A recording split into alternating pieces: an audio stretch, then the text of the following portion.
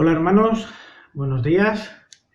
Estamos un domingo más aquí en la presencia del Señor para poder compartir este culto y quisiera comenzar como comencé la semana pasada, orando, ¿de acuerdo? Señor, queremos darte gracias por permitirnos disfrutar de este tiempo y te rogamos, Señor, que tu palabra que en esta mañana está siendo ya predicada a través de los cánticos y de las alabanzas, Señor, pues podamos percibir, Señor, disfrutar de aquello que tú tienes para nosotros. Gracias una vez más por permitirnos, Señor, estar delante tuya, rindiéndote culto, Señor. Gracias por todo en tu nombre. Amén. Muy bien, hermanos. Pues la semana pasada sabéis que estuvimos reflexionando sobre el temor y ya os adelanté que este tema es un tema amplio y es un tema que vamos a tener que tratarlo en 2 semanas, la semana pasada y esta. Es posible que la semana, en otras próximas predicaciones, pues lo volvamos a tratar, pero desde otros ángulos, ¿de acuerdo? Quisiera no dejar de repasar algunas de las cositas que estuvimos hablando el domingo pasado. Y el domingo pasado vimos que el temor es una de las herramientas que el Señor, con la que el Señor nos ha dotado para poder afrontar los desafíos y las realidades de este mundo que nos conducen algunas veces a una sensación de peligro, ¿verdad? Pone al ser humano, a todo el organismo del ser humano, en un estado de alerta para hacer frente a las amenazas, pueden ser reales o imaginarias, para poder reaccionar de una forma adecuada ante esas situaciones, ¿de acuerdo? A las personas que le dan miedo a los perros, pues al ver que se acerca un perro hacia ti, pues te pones en alerta porque temes un ataque, aunque no sea real, pero lo temes, ¿verdad?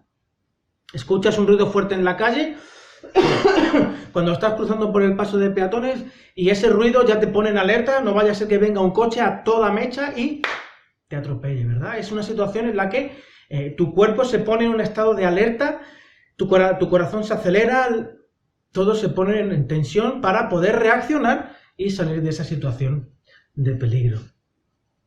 Temes las consecuencias de una discusión en tu relación. Hay una discusión y temes las consecuencias, ¿verdad?, que pueden haber.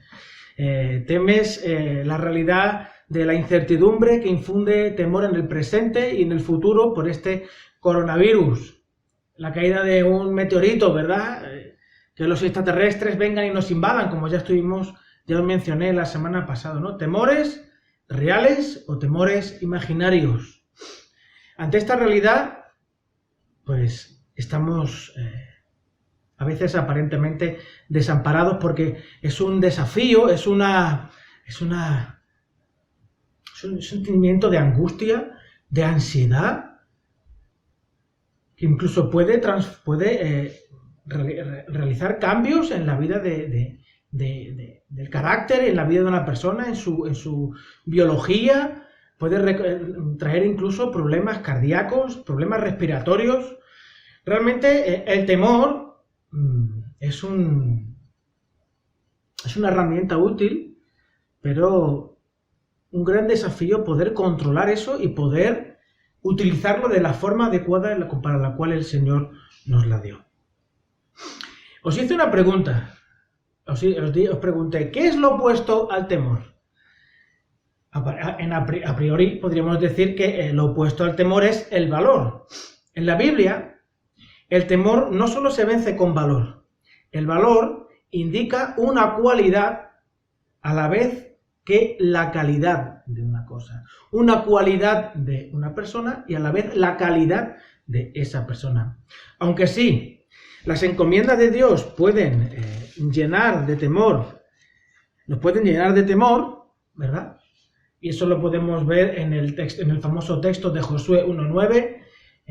Moisés fallece y ahora el relevo cae sobre los hombros de Josué y Josué recibe una palabra del Señor Esfuérzate y sé valiente. Josué 1:9, ese texto tan famoso, ¿verdad? Que hemos leído en más de una ocasión, el cual hemos recurrido en más de una ocasión, en situaciones complicadas. Nosotros mismos nos lo hemos recitado en nuestra mente, nos lo han dicho, nos han predicado acerca de ello. Josué 1:9, ya te lo he ordenado, sé fuerte y valiente.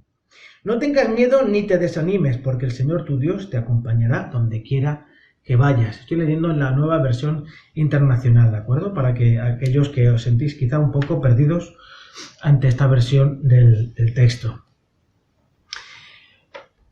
Pero ¿cuál es el cimiento o el sustrato sobre el cual crece el valor, sobre el cual florece el valor? Josué 1 nos lo deja muy claro. La palabra del Señor, la palabra de Dios. Pablo anima a Timoteo recordándole que nadie le tenga en poco su juventud. Por el hecho de ser joven, no tiene que sentirse menospreciado. No tiene que sentirse fuera de lugar. No tiene por qué sentirse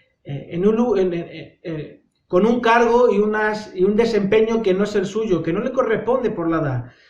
En cambio, le dice, Pablo le dice, sé ejemplo de amor, fe y pureza.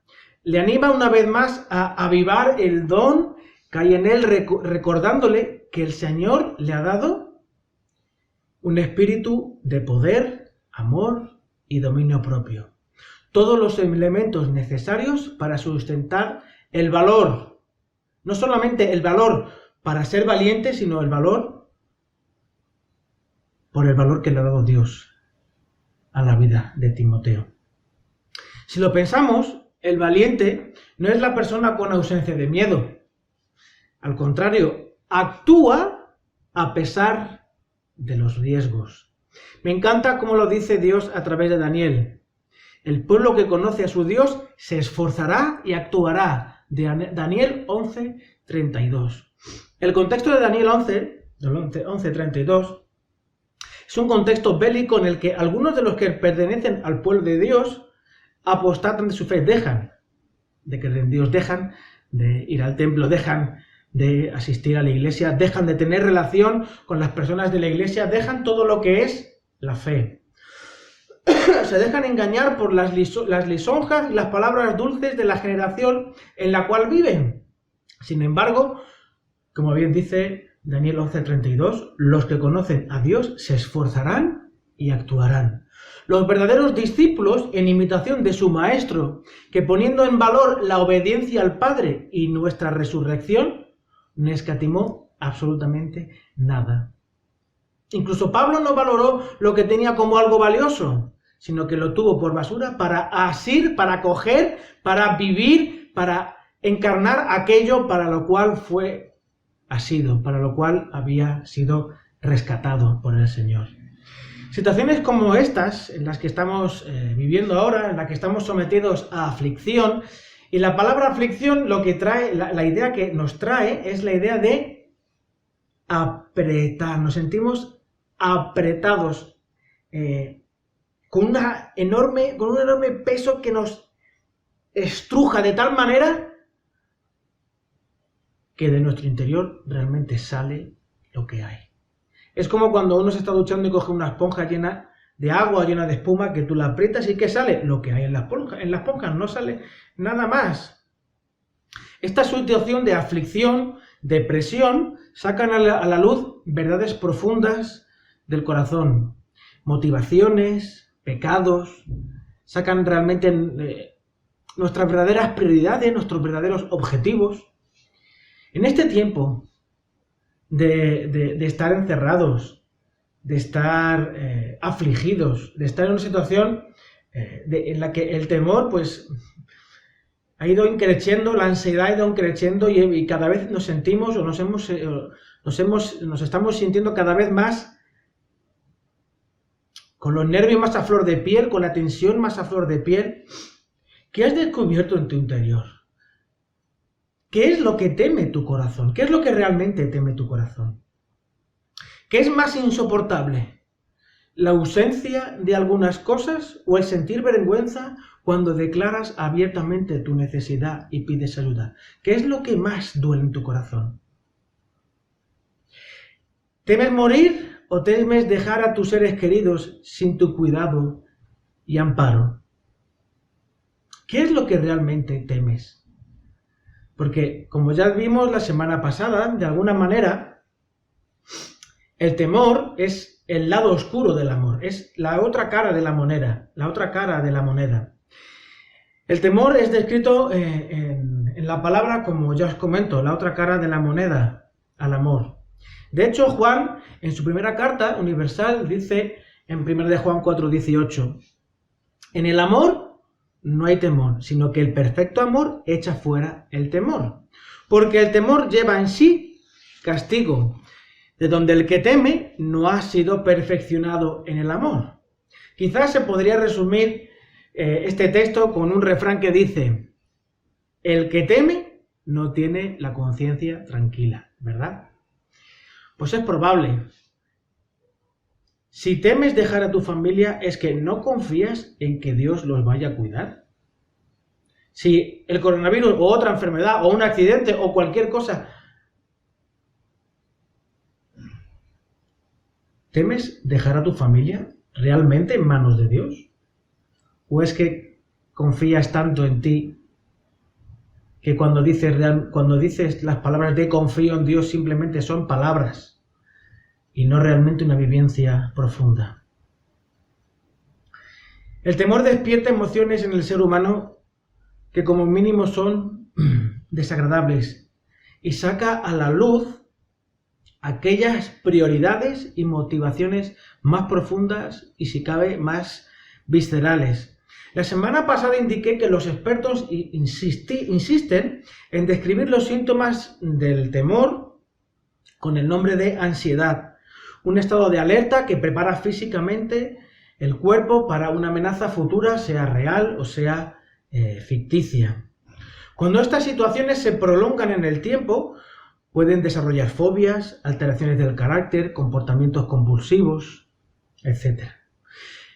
Esto quiere decir que todos los que estamos pasando por estos momentos terminaremos grillados, terminaremos mal de la cabeza. No, eso no es así.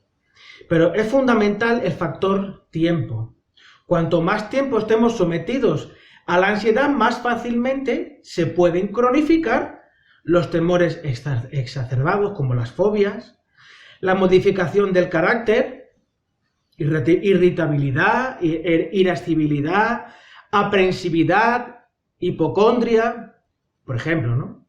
Y comportamientos compulsivos, la mayor parte de estos comportamientos pueden parecer que carecen de sentido y aparentemente exagerados, pero están ahí y condicionan de una manera brutal tu vida. En resumen, el factor tiempo en el temor y la ansiedad es importantísimo. Pero no es solo importantísimo en estos momentos. Tomar conciencia de que cuanto más tiempo pasamos en esta situación, peor es para nosotros. Sino que incluso para Dios, nuestro Dios que es eterno, para Dios también el tiempo es esencial. Isaías 55, 6. Buscadme mientras hay tiempo.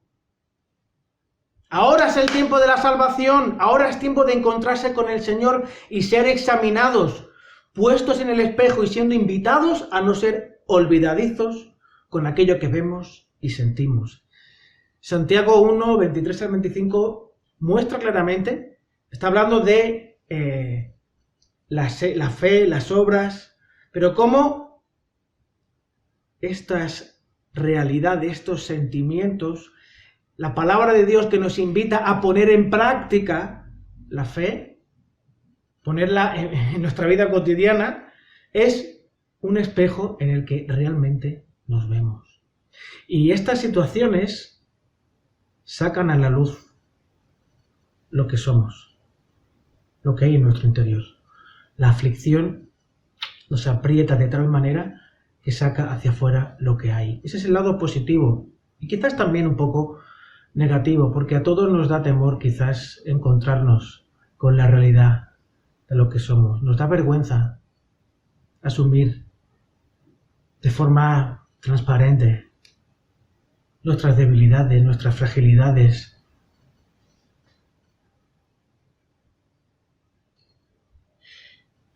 Lo que somos en realidad. Pero ¿cómo lidiamos con las emociones que nos despiertan el temor y la ansiedad? Primera de Pedro 5:7 es un texto muy usado. De hecho, la semana pasada lo leí. Echad toda vuestra ansiedad sobre Él porque Él tiene cuidado de vosotros. No tengáis miedo. Descansad en el Señor. Este texto nos da una clave. De hecho, es uno de los textos lema muy usados en estos momentos. Cuando conocemos al que cuida de nosotros, podemos descansar. Sin embargo, ¿qué hago con las emociones que estas situaciones me producen? Porque claro, todo esto está muy bien, parece como una inyección de endorfinas, ¿no? Que nos da un subidón, pero luego escuchamos las noticias, luego hablamos con los vecinos, luego nos enteramos que tal familia no tiene un duro para comer, nos enteramos de que el vecino tal o la familia tal, y la realidad nos desborda. No siempre lo que sé se conecta con lo que siento. La semana pasada, Miriam estaba reprendiendo a Abiel. El comportamiento de Abiel no mostraba respeto y no paraba de desobedecer. En un momento dado, Abiel le dijo a Miriam que era una madre mala, porque no le permitía hacer lo que quería. Esto creó una situación incómoda y Miriam se fue al cuarto. Abiel se puso a llorar y le pregunté, estaba yo en la cocina preparando la comida y le pregunté qué es lo que había pasado. Y me explicó con vergüenza lo que le había dicho a su madre. No quería decírmelo, le daba vergüenza, ¿verdad? Con 5 años, todavía no los tiene. Con 5 años le producía vergüenza decir abiertamente aquello que sabía que no tenía que haber dicho. ¿Cómo es tan evidente esa realidad de pecado en el ser humano desde tan chiquitito? Le pregunté si era cierto esa frase de la mamá es mala y me reconoció entre sollozos que no era cierto, pero que como la madre no le permitía continuar con ese comportamiento, pues lo que sabía de la madre, que era una buena madre, se nubló por el sentimiento de frustración y de rabia por no haber conseguido hacer lo que quería hacer. Abiel sabe que su madre es buena, pero le dice, mamá, eres mala. No siempre lo que sabemos está conectado con lo que sentimos. Y Dios lo sabe muy bien, y en ocasiones como esta, tenemos al libro de Lamentaciones en el que podemos ver cómo transitar en medio de estos momentos. Como os dije la semana pasada, cuando se habla del sufrimiento, el libro de Lamentaciones es para la dimensión comunitaria, como es el libro de Job ante la dimensión personal de desafío ante el sufrir. Una búsqueda de sentido, de esperanza en medio de todo. Existen algunas diferencias entre ellos, sin embargo, en ambos se analiza el proceso, la gestión y el tránsito emocional y espiritual por ese tiempo. Cuando nos sumergimos en el libro de Lamentaciones, de las primeras cosas que se perciben es una profunda tristeza, un profundo dolor por todo lo que había sucedido. El libro de Lamentaciones forma parte de la colección de libros poéticos junto a los Salmos, a los Proverbios, Eclesiastés y Cantares. Dado que es poesía, el autor usa de figuras del lenguaje para expresar sentimientos, usa de imágenes y las ideas que le abordan, ¿verdad? En este momento de dolor y que parece de azaroso en el que uno casi se deja llevar por la situación, intenta controlarlo, pero es que las emociones le invaden de tal manera que es casi incontenible, ¿verdad? Sin embargo, aunque nos podría parecer que son las palabras azarosas e impulsivas de una persona que se duele, tras esas estrofas vemos un gran trabajo de composición, porque todas las estrofas que vemos, casi menos el capítulo 5, cada uno de los versículos empieza con una de las palabras del alfabeto hebreo, es un acróstico. Entonces, no puede ser una mano escribiente de sentimientos que desbordan a la persona que está escribiendo. Ha habido todo un proceso de composición, de digerir los sentimientos, de saber el qué se dice y cómo se dice, el por qué se dice. En definitiva, una guía del Espíritu Santo, como bien nos indica la palabra del Señor. En la actualidad, estamos acostumbrados a entender la poesía como una rima de palabras. En la poesía hebrea lo que rima no son exactamente las palabras. Lo que rima son las ideas. En algunos casos lo que hacen es completar la idea inicial. Por ejemplo, Lamentaciones 4.1. Leo. Escuchad, ¿vale? Prestad atención porque así podremos... es una guía para poder entender mejor el libro de Lamentaciones. El oro ha perdido su lustre. Se ha empañado el oro fino. Regadas por las esquinas de las calles se han quedado las joyas sagradas. ¿Veis cómo habla habla del oro que ha perdido su lustre y en la segunda parte dice que se ha empañado el oro fino y por último te describe un poquito más lo que ha pasado con lo precioso. Con lo precioso que había en el pueblo, que había en Jerusalén, incluso en el templo, todo eso que era tan valioso ha quedado empañado y está tirado por las calles. No tiene ya sentido, ya nada tiene sentido, porque lo valioso ha perdido su valor, está pisoteado y menospreciado. Esto sería lo que viene a ser un paralelismo.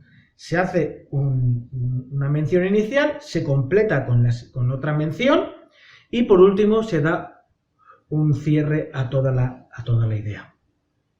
En otras es a través de antítesis. Por ejemplo 4.21. Lamentaciones 4.21.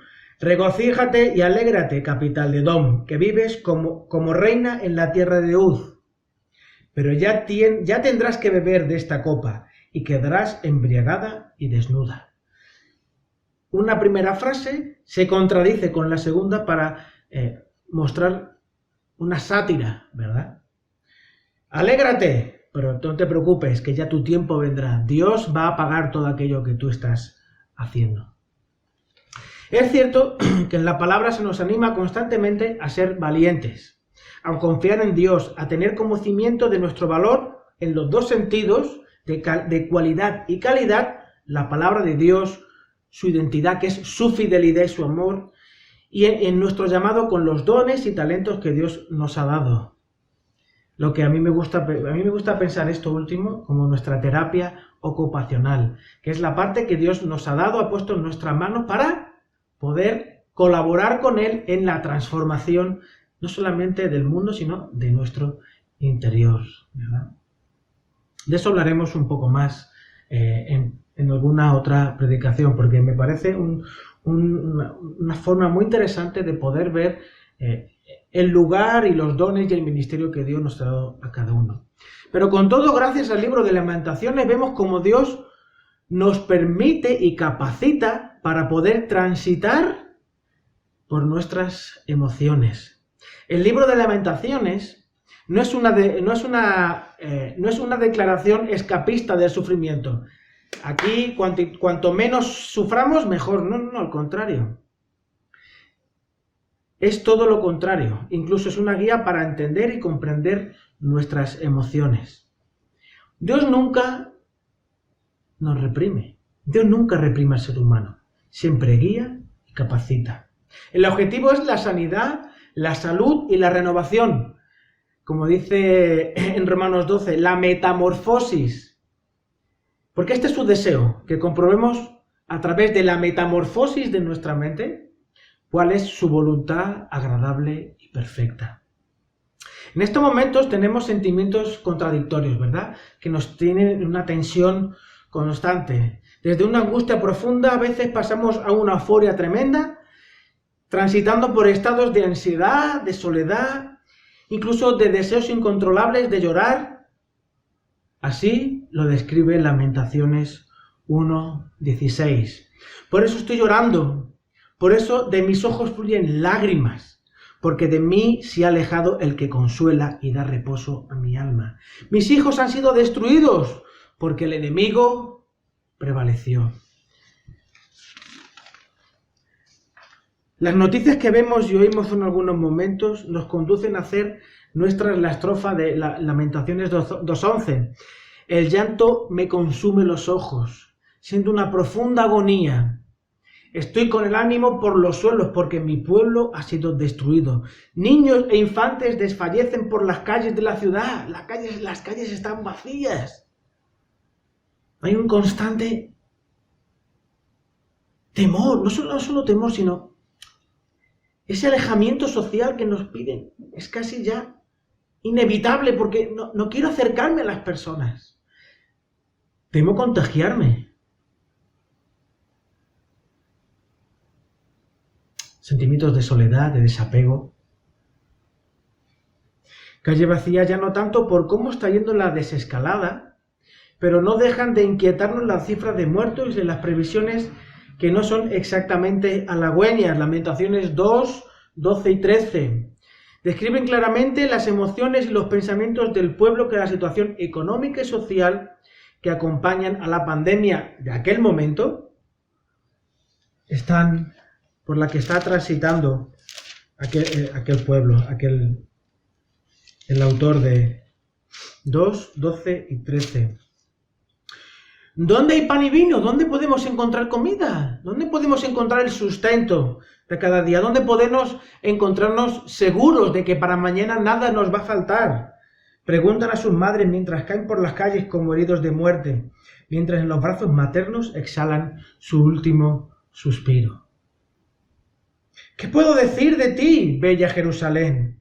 ¿A qué te puedo comparar? ¿Qué ejemplo puedo darte como consuelo, virginal ciudad de Sión? Profundas como el mar son tus heridas. ¿Quién podrá devolverte la salud? ¿Quién podrá devolverte la esperanza?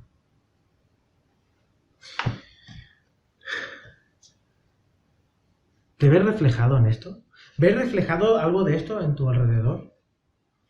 Lamentaciones 2:18. El corazón de ellos clamaba al Señor: hija de Sión, que tus lágrimas corran día y noche como un arroyo. No descansen ni reposen las niñas de tus ojos. No te preocupes por llorar, no te reprimas. Si necesitas incluso sentarte, acostarte, para saborear esas emociones, esas sensaciones, no te hagas el fuerte. Bien expresa el poeta en mostrar la necesidad humana de llorar, de dejar caer las lágrimas, pero incluso poder limpiar su corazón y sus pensamientos frente a una realidad tan dura. En el capítulo 3, a partir del versículo 16, nos muestra lo traicionera que son las emociones. Las circunstancias pueden parecer tremendamente adversas, duras y crueles, pero en 3:22 me recuerda de alguna manera un poco al hijo pródigo, ¿no? Como pareció despertar en aquel momento y decir: el gran amor del Señor nunca se acaba, nunca cesa, y su compasión jamás se agota. Cada mañana se renuevan sus bondades. Muy grande es su fidelidad. Por tanto, digo, el Señor es todo lo que tengo. En Él esperaré. Después de estas palabras, parece que el libro de Lamentaciones empieza en un estado de tristeza profunda. Parece que va subiendo hasta el 3, 22, 23.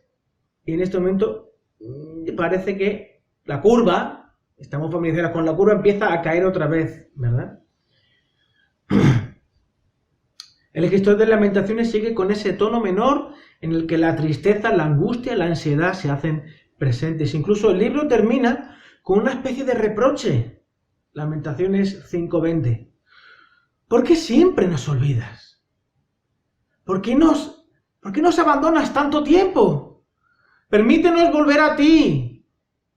Permítenos volver, Señor. Devuélvenos la gloria de antaño.